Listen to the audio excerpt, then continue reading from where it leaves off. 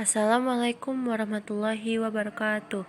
Baiklah, di pertemuan kali ini saya Junarsi Mayangsari dengan NIM 5020017 akan melanjutkan penjelasan tentang elemen-elemen kurikulum 2013, kurikulum darurat, dan kurikulum prototype. Di sini saya akan menjelaskan tentang standar proses. Standar proses adalah kriteria mengenai pelaksanaan pembelajaran pada satuan pendidikan untuk mencapai standar kompetensi lulusan.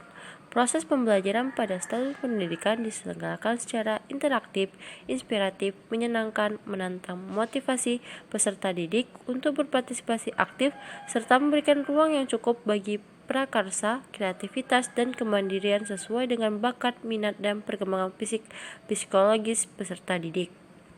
Baiklah, selanjutnya prinsip pembelajaran yang diterapkan oleh standar proses yaitu yang pertama, pembelajaran berpusat pada siswa, yang mana proses ini merupakan cara perbuatan yang menjadikan siswa aktif belajar dengan mempertimbangkan karakteristik pada diri siswa yang akan belajar.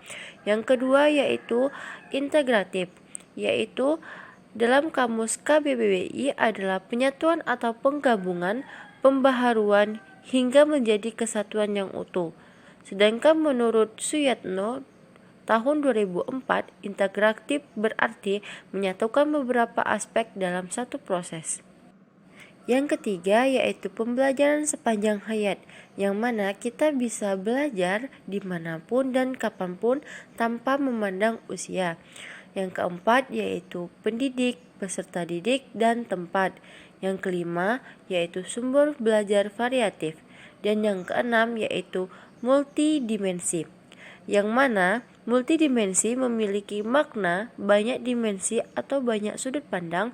Dalam sosiologi, multidimensi bisa dilihat ada identitas suatu subjek, individu, ataupun kelompok. Selanjutnya yaitu nilai-nilai dari Ki Hajar Dewantara, yaitu nilai keteladanan, diantaranya sederhana, pantang menyerah, tanggung jawab, berani, rela berkorban, religius, mandiri, gotong royong, nasional, dan integritas. Dan yang kedelapan, teknologi informasi dan komunikasi. Yang kesembilan, ilmu ilmiah. Yang ke-10, keterampilan. Yang ke-11, sekolah dan pembelajaran masyarakat. Yang ke-12, adil, tidak berpihak atau membeda-bedakan. Yang ke-13, berbasis kompetensi.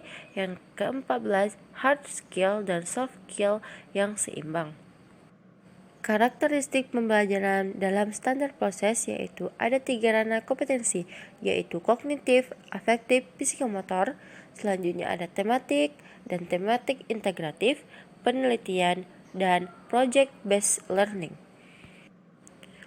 Perencanaan pembelajaran di standar proses. Yang pertama ada RPP, yang mana yang berisi tentang identitas, kelas, materi, tujuan, KD, IPK, AW, media, metode, sumber, kegiatan, dan penilaian. Yang kedua ada silabus, yang berisi tentang identitas, KI, KD, tema, materi, kegiatan, penilaian, alokasi waktu, dan sumber. Dan yang ketiga yaitu alokasi waktu, yang mana sekolah dasar atau sederajat yaitu 35 menit. SMP atau sekolah menengah pertama yaitu 40 menit. SMA atau sekolah menengah atas yaitu 45 menit. Baiklah, selanjutnya kita akan membahas tentang standar penilaian. Penilaian adalah proses pengumpulan dan pengelolaan informasi untuk mengukur pencapaian hasil belajar peserta didik. Pembelajaran adalah proses interaksi antar peserta didik, antara peserta didik dengan pendidik, dan sumber belajar pada suatu lingkungan belajar. Standar penilaian pendidik adalah kriteria mengenai lingkup, tujuan, manfaat, prinsip, mekanisme, prosedur, dan instrumen penilaian hasil belajar peserta didik yang digunakan sebagai dasar dalam penilaian hasil belajar peserta didik pada pendidikan dasar dan pendidikan menengah. Tujuan penilaian yaitu monitoring, yang mana untuk memantau dan mengevaluasi proses kemajuan belajar dan perbaikan hasil belajar peserta didik secara berkesinambungan. Yang kedua yaitu mencapai mata pelajaran, menilai pencapaian standar kompetensi lulusan untuk semua mata pelajaran. Dan yang ketiga yaitu pencapaian nasional, dengan cara menilai pencapaian standar kompetensi lulusan secara nasional untuk mata pelajaran tertentu. Dan yang terakhir, prinsip penilaian yaitu sahih berdasarkan data. Yang kedua, terpadu tidak terpisah dari pembelajaran. Yang ketiga, sistematis, berencana dan bertahap. Yang keempat, objektif, prosedur dan kriteria yang jelas. Yang kelima, terbuka, prosedur, kriteria dan dasar diketahui.